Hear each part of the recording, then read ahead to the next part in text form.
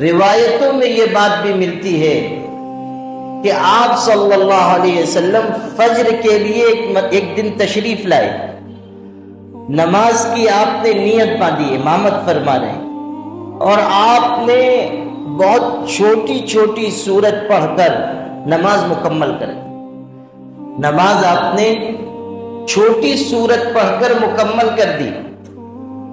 صحابہ کو حیرت ہوئی تو انہوں نے پوچھا، اللہ کے رسول آپ تو لمبی تلاوت فرماتے ہیں، آج بہت مختصر آپ نے تلاوت فرمائی۔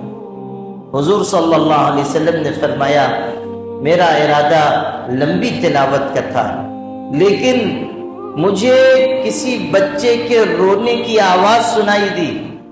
اس زمانے میں عورتیں بھی مسجد میں آتی تھیں اور ان کے ساتھ بچے بھی ہوتے تھے، مائیں ہوتی تھی، چھوٹے بچے بھی ہوتے تھے، تو بچے کے رونے کی آواز سنائی دی۔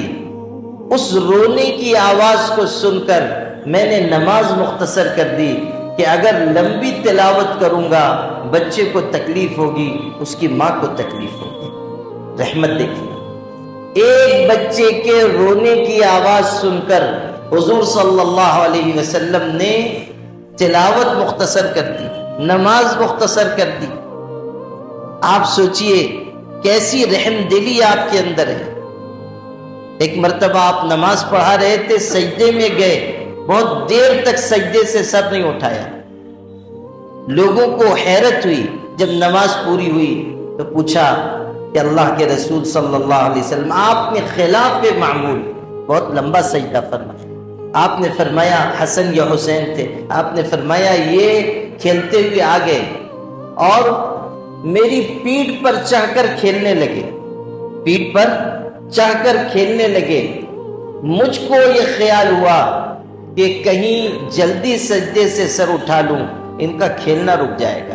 جب تک وہ کھیلتے رہے، جب تک میں نے سجدہ طویل کر دیا۔ آپ غور کیجئے کہ حضور صلی اللہ علیہ وسلم نے کیسی محبت ہے، کیسی رحم دلی ہے، بچوں کا خیال فرما رہے ہیں۔